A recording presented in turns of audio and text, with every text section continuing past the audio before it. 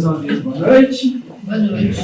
Então é com grande alegria, né, que nós estamos findando mais um mês, o mês de maio, e como sempre realizamos em nossas casas, na nossa casa, na última quinta-feira do mês, nós trazemos convidados especiais, palestrantes, normalmente de outras casas, né?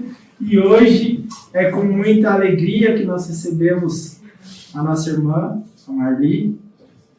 E quem não a conhece, acredito que a grande maioria já tenha assistido aqui as palestras com ela. Ela é trabalhadora do Caminho da Luz, evangelizadora infantil desde há muito, né? Nossa. Você sabe que tem pais que levam os filhos, que foram evangelizados por mim, e que levam os filhos agora? Nossa. Daqui a pouquinho, vocês vão pensar que eu tenho 100 anos. E eu acredito que às vezes a gente não se dá conta, mas deve ser a missão mais importante dentro de uma casa espírita, né? Porque ali ela educa as almas que vão povoar o nosso planeta, né? Então, falando às criancinhas, hoje ela vai falar para as outras criancinhas, né? Para nós. Então, nós somos eternas crianças. Jesus, vinde a minhas criancinhas, né? Vamos tentar ir a ele hoje um pouquinho com conhecimento, com todos os frutos dos estudos, da didática que ela tem para nos ensinar, né? E que nós possamos aprender, receber tudo isso com muito carinho, devolvendo em forma de amor, pedindo a Jesus que continue iluminando a sua caminhada. Obrigada.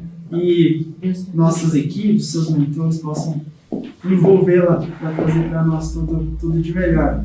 E não nos esquecendo, né? Casas amigas, um ambiente de festa, né? Com certeza muito trabalho no meio, espiritualidade realizando coisas em nós e em prol dos irmãos que necessitam, daqueles que não estão aqui, grandiosa. Então, seja uma noite de muita luz, de muito aprendizado, de muita confraternização e, acima de tudo, de muito amor. Seja muito bem-vinda mais uma vez. Deus te abençoe. Abençoe. Graças.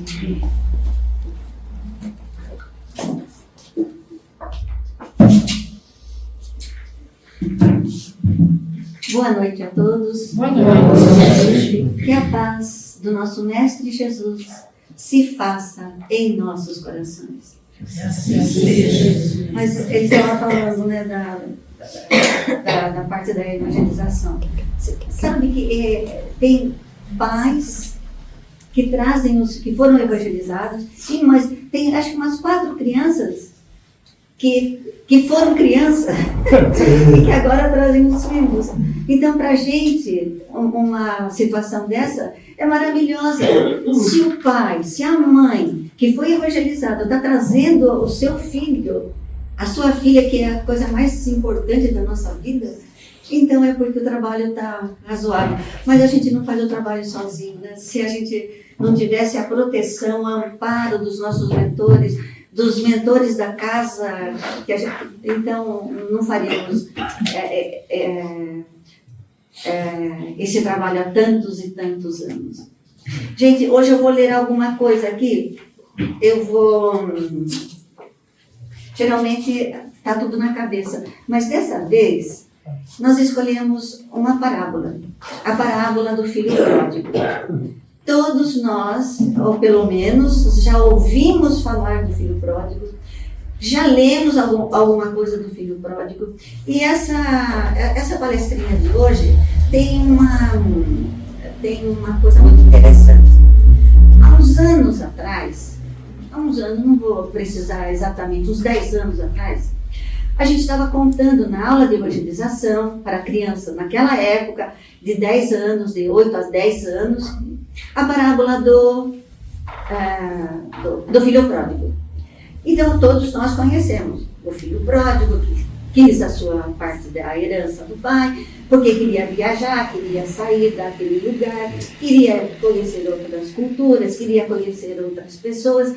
O pai deu a parte dele, ele foi, gastou tudo, todos nós sabemos disso, gastou tudo, toda a sua fortuna, ficou na miséria e resolveu voltar. E na volta, o pai estava lá de braços abertos esperando por ele. Termina aí a parábola. E uma das crianças, nessa época, eu não sei, uns 8, 10 anos atrás, uma das crianças, um dos meninos, falou assim para mim, e a continuação, tia? Eu falei, não, terminou aqui. Terminou aqui. O pai recebendo de braços abertos o filho que errou, mas que voltou, que retornou ao lar paterno. Não, e o outro filho? Puxa vida. Então, sabe, na época, eu falei, nossa. Falei, olha, então a gente vamos fazer assim, vamos fazer a continuação sábado que vem. Porque hoje vamos encerrar por aqui. Porque eu não tinha ideia do que aconteceu com o filho. Porque na história, na parábola, o pai tinha 2 filhos. Um deles quis a herança, o outro ficou. E o menino de 10 anos, acho que 11, 12 anos, não lembro agora. Isso ficou na minha cabeça. Falei, meu Deus, durante aquela semana, e naquela semana, falei, meu Deus, o que eu vou precisar procurar? E perguntei para o Alfredo, entrei em vários lugares, eu não sei mexer muito no computador ainda, eu sou meio analfabeta nessas coisas, eu sei que eu procurei tanto, e nós achamos, porque a maioria de nós conhecemos a parábola assim, do filho pródigo, que sai de casa, tem as suas escolhas, erra bastante, sofre bastante, mas volta. E quem está lá esperando por ele? O pai. O pai não falou, você fez isso, você fez aquilo, você fez coisa errada, não devia ter voltado. Não, o pai de braços abertos esperando pelo filho. Pronto, todo mundo... Aí terminou a parábola. Só que, eu tenho que agora, sabe, antigamente eu tinha tudo na cabeça, mas agora eu preciso marcar. Nós procuramos um livro chamado, acho que a maioria de vocês conhece o Karl Schutel, Parábolas e Ensinos de Jesus. Procuramos esse livro. Procuramos também, pesquisamos também no Evangelho Redivivo da... Ai meu Deus, onde eu pus o nome do autor? Acho que é esse, Paulo Godoy. Não sei se já ouviram falar, mas são livros assim que... E tem um livro do Simonetti também, Histórias das Parábolas, que nós usamos, porque não se pode deixar uma criança sem resposta. E ele queria. O pai tinha 2 filhos, um fez o que fez e o outro. A tia vai trazer para você, pode ficar tranquilo, sabe? Acabei de ser fumaça. Verdade. Mas dá aula para as crianças hoje em dia. Antigamente, a gente fazia um planejamento, esse planejamento durava anos. Agora, o planejamento dura meio ano, porque quando você está falando, eles completam uma frase. Não. São espíritos, a gente sabe, né? São espíritos mais evoluídos. Evoluídos nesse sentido, evoluídos intelectualmente, porque moralmente ainda não. Por que estão aqui na Terra? Porque a gente precisa cuidar, a gente precisa orientar, guiar na direção correta, porque são espíritos inteligentíssimos, espíritos com uma inteligência brilhante. E por que estão aqui na Terra? Não podiam estar em outros planetas mais adiantados? Não, porque moralmente não evoluíram. E por que nós estamos aqui na Terra? Para evoluir moralmente. A nossa educação moral é pequena, é difícil, porque nós não somos pessoas recém-criadas, nós somos recém-nascidas. Viemos de outras experiências, trouxemos mazelas, trouxemos cumplicidades erradas, escolhas erradas.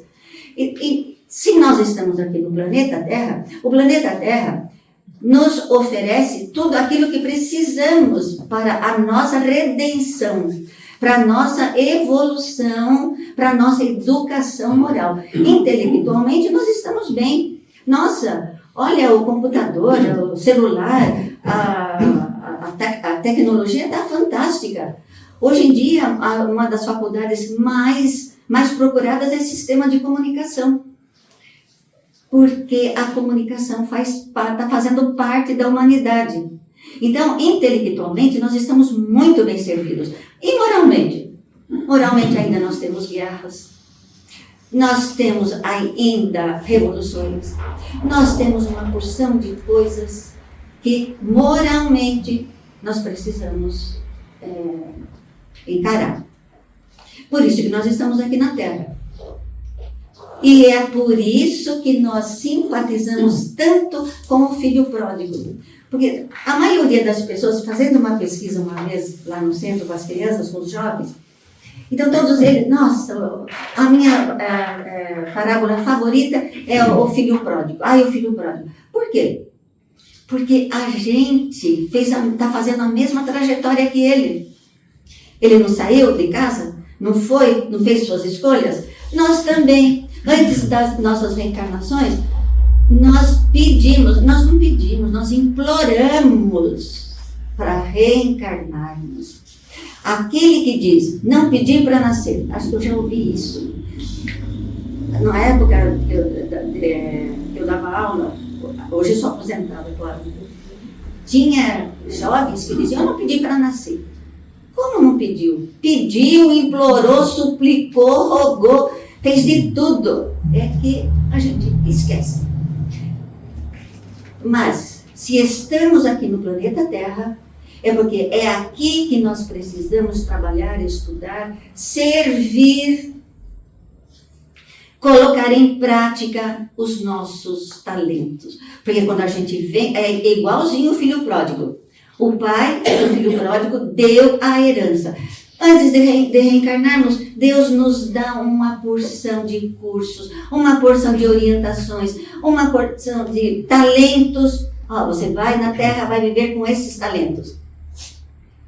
E depois, vivemos aqui 60, 70, 80, alguns 100 anos, voltamos para o mundo espiritual. Quem está lá nos socorrendo?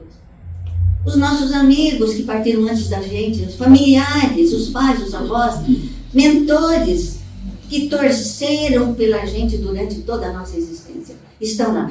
E às vezes, o Simonete conta aqui uma história, um texto assim, quando a gente chega lá, no mundo espiritual, que a gente desencarna, viver 90, 80 anos, pronto, tenho que voltar para casa. Eu volto para casa. Deus está nos esperando de braços abertos. Ninguém, igualzinho o pai do filho pródigo. O pai não está, você errou de novo, não era para você ter feito aquilo que você fez, olha quanta bobagem você fez. Não tem ninguém lá nos insultando, nos humilhando. Por quê? Porque eles nos conhecem, porque eles sabem que nós somos falhos. Nós não somos falhos, nós somos frágeis. Nós somos muito frágeis nas nossas convicções. Então, tem uma parte aqui que eu peguei do livro Parábolas e Ensinos de Jesus. Então, vamos começar quando o filho pródigo, todo mundo já conhece a parábola do filho pródigo. O filho chegando. O que o pai fez? O pai fez uma festa. Claro. O filho que estava longe voltou. Então o pai fez uma festa. O filho mais velho, que estava no campo, trabalhando, chegou em casa. Escutou burburinhos alegres, risadas alegres, música. Então perguntou para um dos servos, o que está acontecendo aqui na minha casa? E eu vou ler aqui para a gente não perder nenhuma vírgula. O servo disse, teu irmão voltou. E teu pai matou o novilho gordo, porque o recuperou são e salvo. Naquele tempo, a maioria das pessoas tinham rebanhos. A maioria das pessoas ou eram pastores ou eram agricultores. Então, era comum na família, a família ter um novilho. Novilho quer dizer um bezerrinho, um boizinho novo, garrote. Né? Garrote que é mais conhecido, né? Deixando assim, para uma festa, uma festa assim, muito importante. E o filho mais velho matou o novilho gordo. Porque para matar um novilho gordo, tinha que ter uma festa assim, era uma ocasião muito especial. E o filho nem quis entrar dentro de casa. O pai procurou pelo filho mais velho, né, que não quis entrar dentro de casa, na festa, e insistiu para que ele entrasse para participar da festa. Afinal, o irmão voltou. E ele diz, o filho mais velho diz, há tantos anos... Olha, gente, me desculpem eu estar lendo, mas é que eu não quero deixar passar uma vírgula, porque é muito importante essa...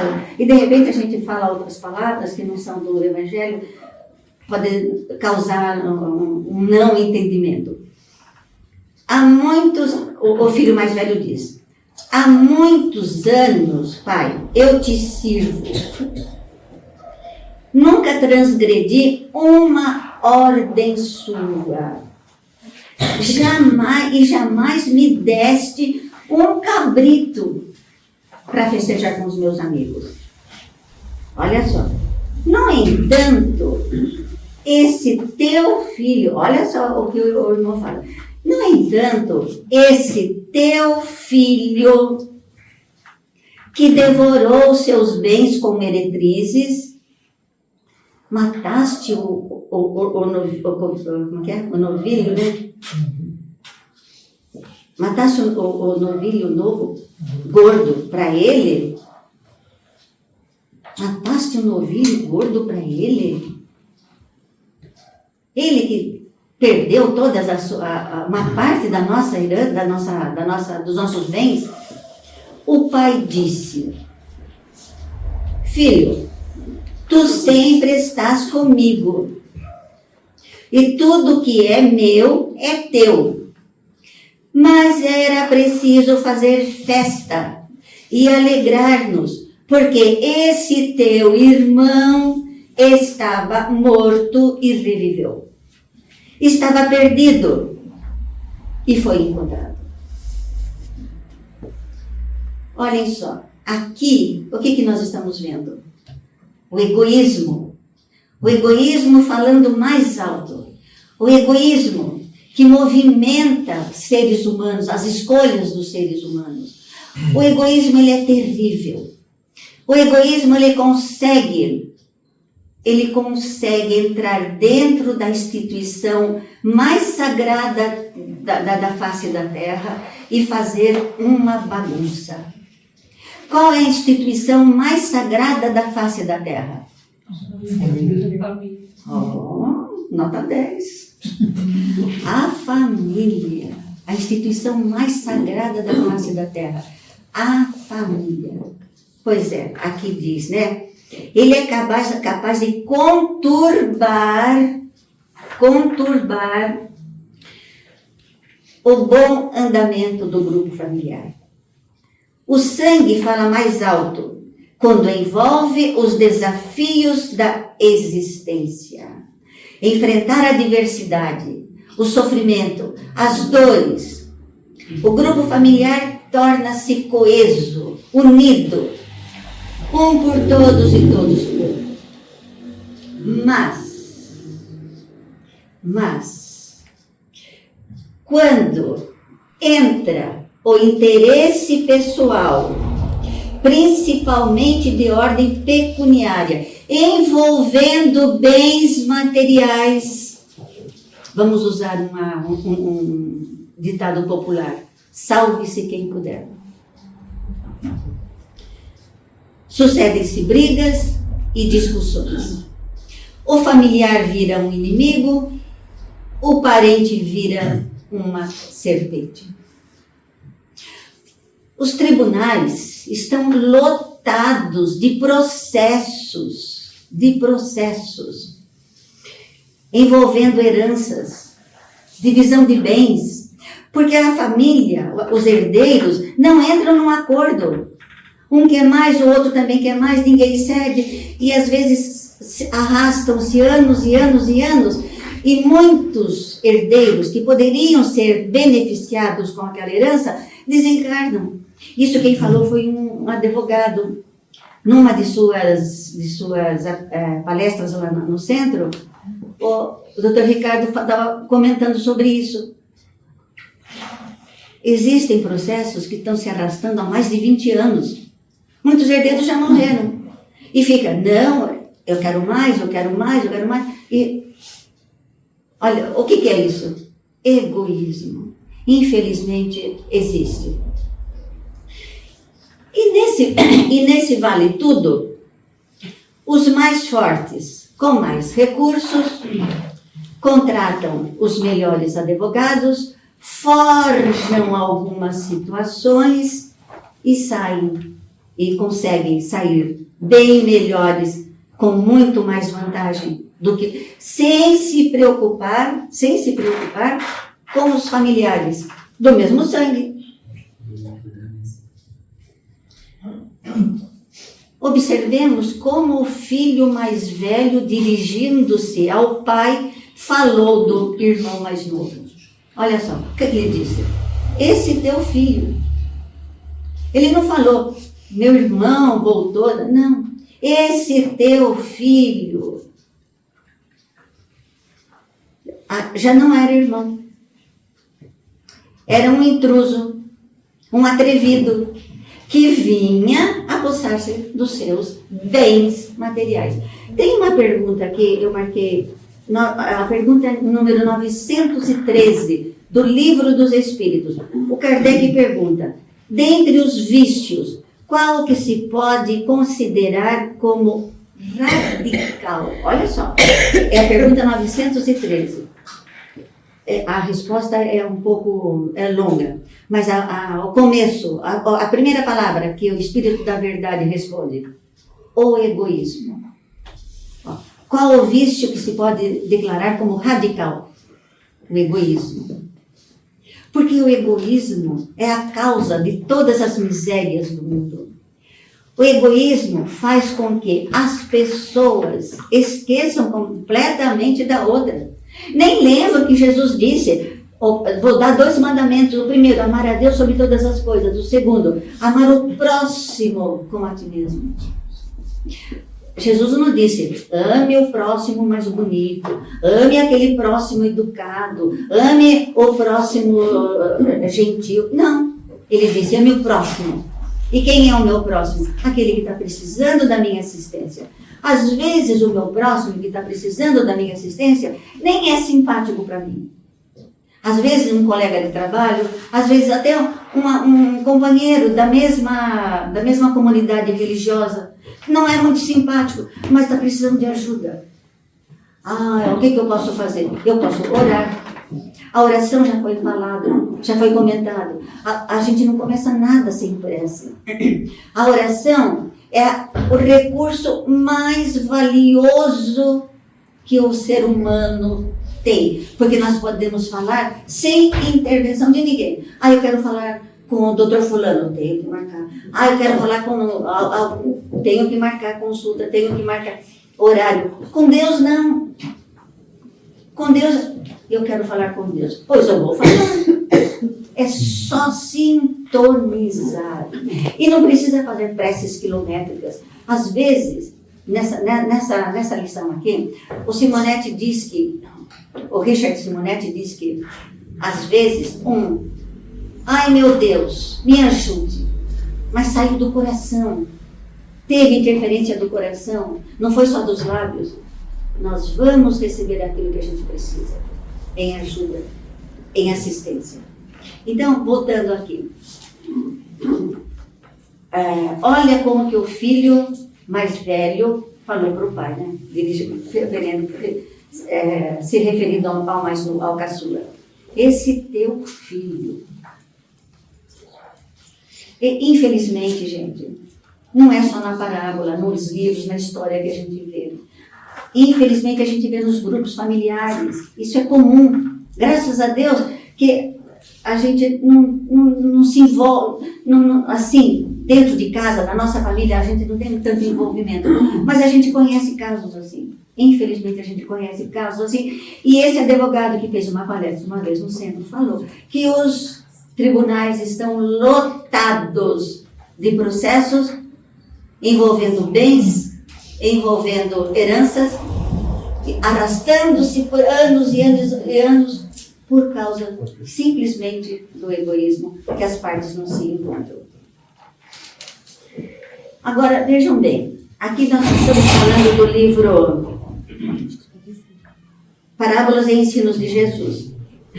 O Karl Schutter diz assim: no primeiro momento, poderíamos dar até razão para o filho mais velho, Afinal, ele permaneceu no lar, obediente ao pai. Deu duro, trabalhou, enquanto o mais novo desfrutava de prazeres em companhia de pessoas de má vida. Depois que gastou 1/3 da fortuna da família, ele volta. Embora o pai tenha falado, tenha comentado que tudo mais era dele, sempre haveria pressão para que algo de substancial fosse destinado ao caçula. Está dando para entender, gente? Eu não gosto muito de ler, mas é que eu estou lendo para que a gente possa entender perfeitamente o que o escritor está querendo passar para nós. Se analisarmos a questão sob o ponto de vista estritamente humano, considerando a justiça da terra, o raciocínio está perfeito. Fez, que pague. Se não se comportou como filho, seja servo, seja empregado, seja servidor, com muitos deveres e nenhum direito. Acontece, meus irmãos, que nós não estamos lidando com a justiça da terra. Nós estamos falando da justiça de Deus. E uma coisa muito importante, quando a gente for analisar qualquer estudo, qualquer ensinamento de Jesus, a gente tem que lembrar de uma frase dele, quando ele disse: meu reino não é deste mundo. Meu reino não é deste mundo. Ele não veio ensinar a ganhar dinheiro, ouro, nada. Ele veio ensinar, ele veio nos educar para que a gente possa ser feliz. Sem educação moral, sem educação espiritual, a gente nunca vai ser feliz. Porque a gente vai ter inveja, a gente vai ter ciúme, a gente vai ter uma porção de vícios, principalmente o egoísmo. E tem também no livro Sermão da Montanha, eu acho, no Evangelho de Mateus, capítulo 5, versículo 20. Existe ali no Sermão da Montanha uma colocação de Jesus, aliás, uma observação basilar. Ele diz assim: se a vossa justiça não exceder a dos escribas e dos fariseus, de modo nenhum entrareis no reino dos céus. Vou falar de novo. Se a vossa justiça não exceder a dos escribas e dos fariseus, de modo nenhum entrareis no reino dos céus. Que justiça era dos escribas e dos fariseus? A justiça de Moisés, lembram? Olho por olho, dente por dente. Aquele que, numa briga, se a vítima fica sem dente, o agressor também vai ficar sem dentes. Se vaza os olhos, terá os olhos vazados.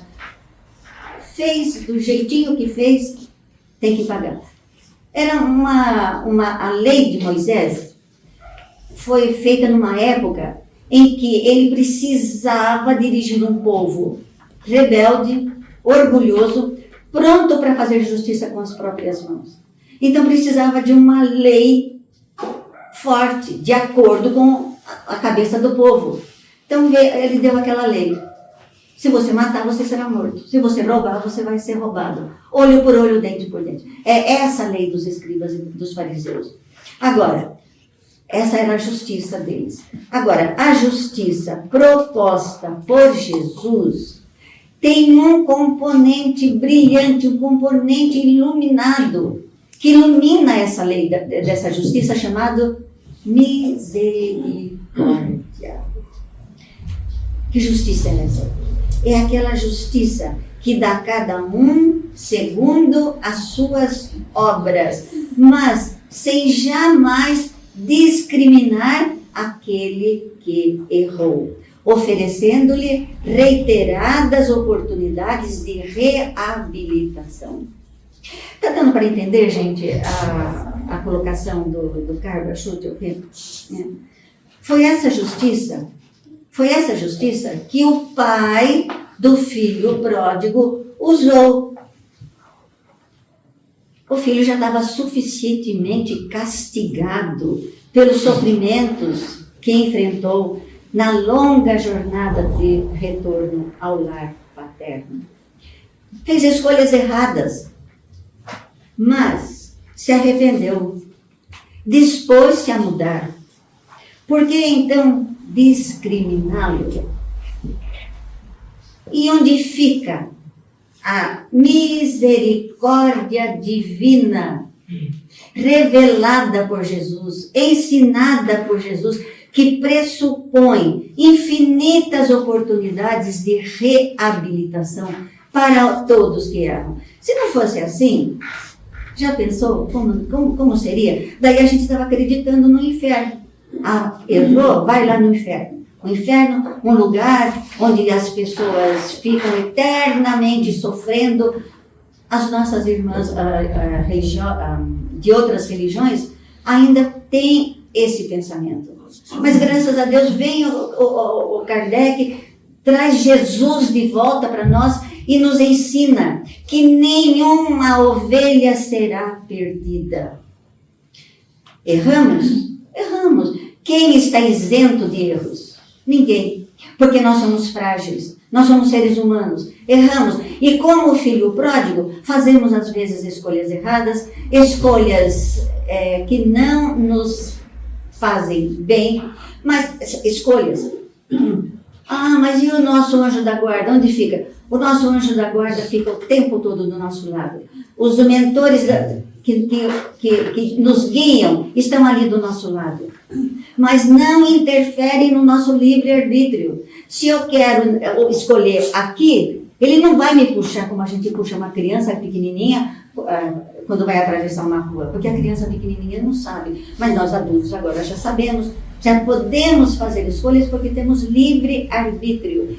E os nossos mentores jamais vão interferir no nosso livre-arbítrio. Escolheu? Está escolhido. O filho pródigo escolheu as fantasias, movido por ilusões da juventude, fez coisas erradas, fez suas escolhas. Mas voltou, depois de muito sofrimento, de estar comendo até os bagaços, até a comida que os porcos comiam. Chegou numa hora que ele, puxa, os empregados do meu pai têm muito mais conforto do que eu aqui nesse lugar, e volta para casa. Igualzinho a nós, não é?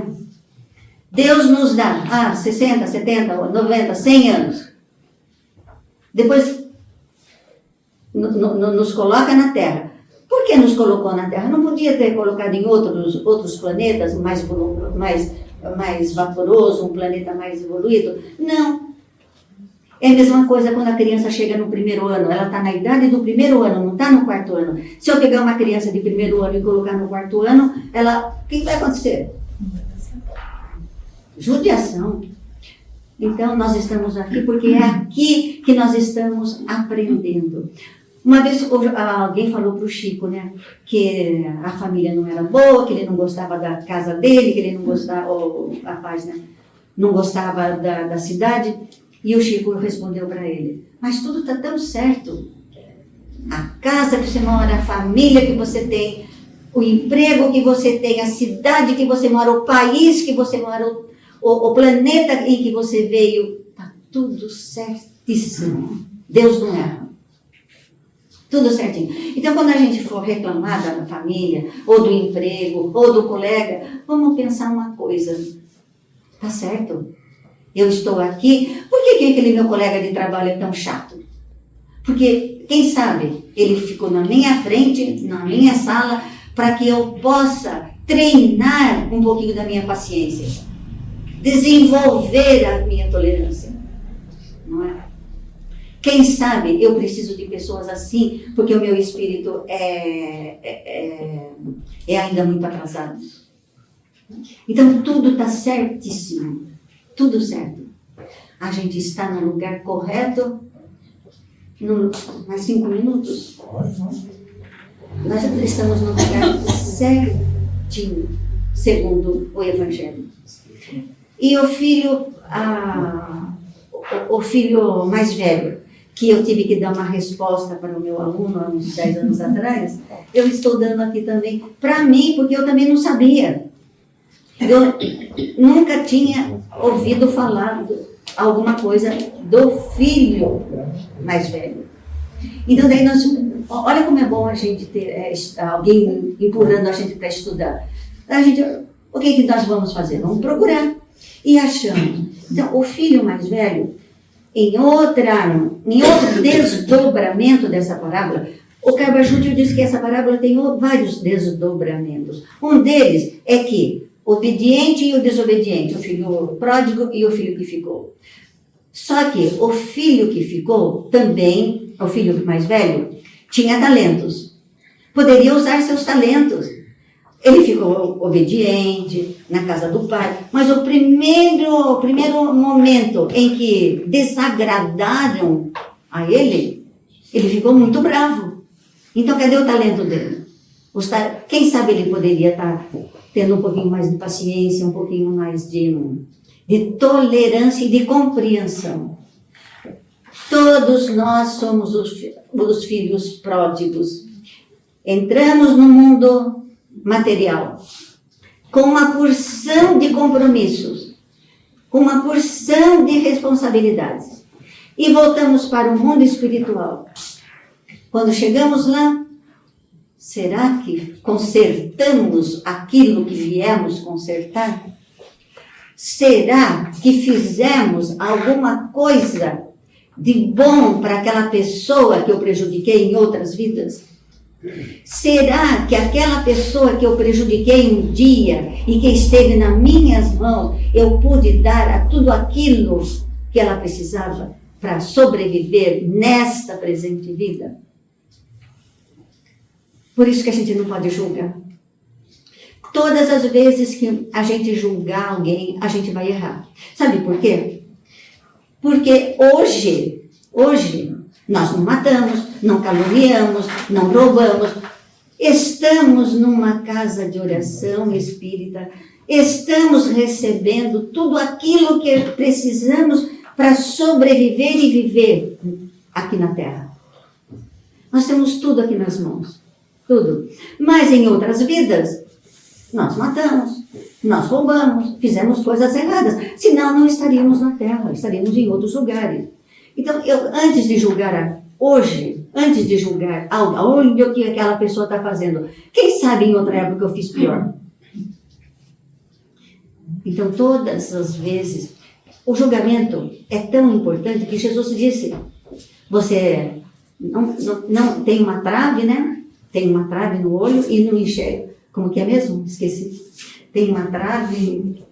Você vê a trave no olho.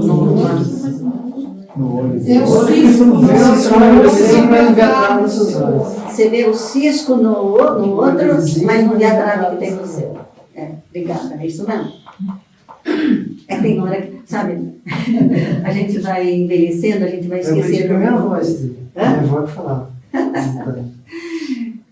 Então, gente, era isso que nós tínhamos para comentar com vocês, para falar. O filho pródigo, só que nós quisemos fazer um desdobramento dessa parábola. Já que havia uns 10 anos atrás, aquele menino, e a continuação? Então, todas as vezes que a gente vai falar do filho pródigo, eu lembro desse menino, que hoje já é um jovem. Mas que fez com que a gente fosse procurar estudar para dar uma resposta adequada. Gente, muito obrigada pela atenção. Tomara que essa lição tenha servido que tenha entrado no coração de todo mundo, porque entrou tão fácil no meu, sabe? Porque, puxa vida, parar de julgar. Ai, aquele lá, olha aquela lá, olha o que aquele está fazendo. Cuida da tua vida. Tua vida é mais. Não pode fazer nada por ele? Ore. Como a gente disse, a oração é um recurso valioso. O pensamento é uma energia viva. Tão viva que daqui a gente não faz prece para os doentes. para aquelas pessoas que estão na guerra, então o pensamento vai até lá. E eu posso usar esse pensamento a todo momento do meu dia. Quando a gente levanta, geralmente a gente faz uma prece. Eu aprendi uma coisa, a falar bom dia para Deus, bom dia para Jesus.